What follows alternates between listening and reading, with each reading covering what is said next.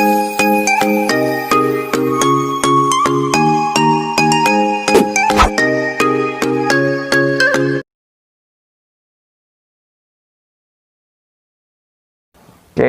Assalamualaikum warahmatullahi wabarakatuh. Selamat pagi, selamat siang, selamat malam teman-teman sekalian.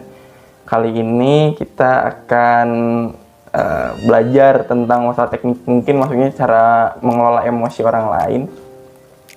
Ini tuh kepake saat dalam berorganisasi maupun ya teman-teman yang berorganisasi mungkin ini akan terpakai teknik ini. Yang pengalaman saya selama ikut berorganisasi, teknik ini sangat bermanfaat dan bisa digunakan selama ini.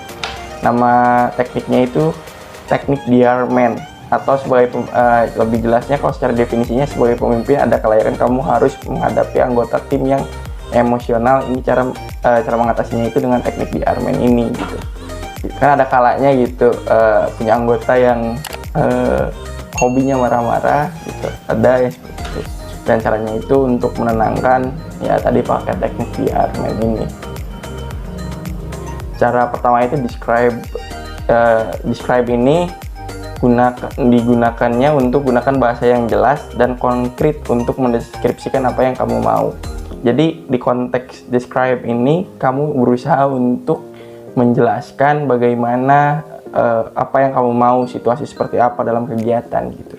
Biasanya ini saya kalau misalkan mengkondisikan suatu acara, teknik ini akan digunakan untuk mengkondisikan untuk mengarahkan anak-anak secara konkret, dijelaskan keadaan-keadaan yang konkret nanti ke depan di acara tersebut. Terus ada lagi express ini ungkapan bagaimana perasaanmu di sebuah situasi. Gunakan pola aku merasa dan karena. Kenapa seperti itu? Untuk sebagai ketua maupun sebagai pimpinan, untuk menonjolkan kayak sifat tidak terlalu merasa paling tinggi dan merasa paling wah di suatu keadaan lah, karena posisi kamu sebagai ketua misalnya.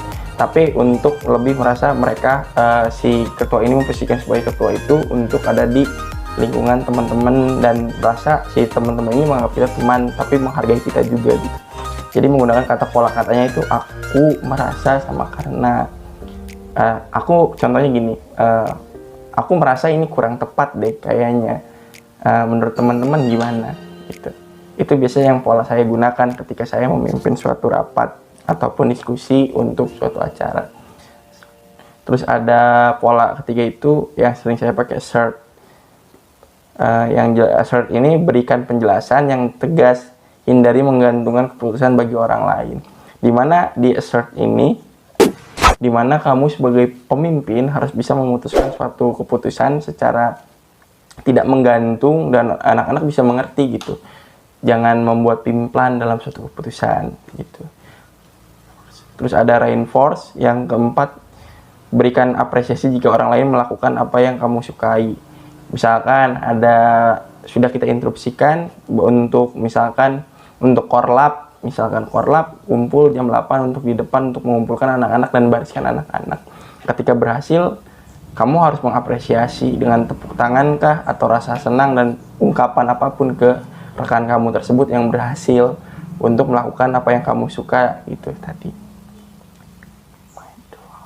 Terus ada mindful ini fokus dengan tujuan dari interaksi yang sedang kamu jalani dengan lawan bicaramu. Jadi jangan mengarah kemana-mana, jadi fokus pada pembicaraan yang sedang dibahas. Jangan lari dari pembahasan apapun, supaya apa yang dibahas teman-teman yang ada di lingkungan kamu atau anggota-anggota kamu itu bisa mengerti. Terus yang ke-6 apa ke-5 ya? Ya ke-6 deh.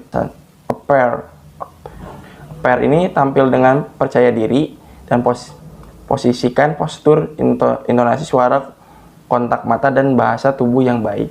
Dimana di sini sendiri biasanya seorang ketua ataupun pimpinan harus bisa mengondisikan suaranya, dimana dia bisa mempertegas suara atau memperkecil suara dalam suatu diskusi untuk rekan-rekannya bisa merasakan apa yang dirasakan oleh ketuanya dalam peran diskusi tersebut gitu.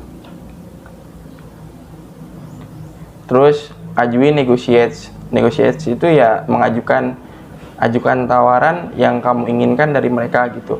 Kayak misalkan seorang ketua menawarkan pertimbangan dari segi-segi apa yang bisa dilakukan gitu.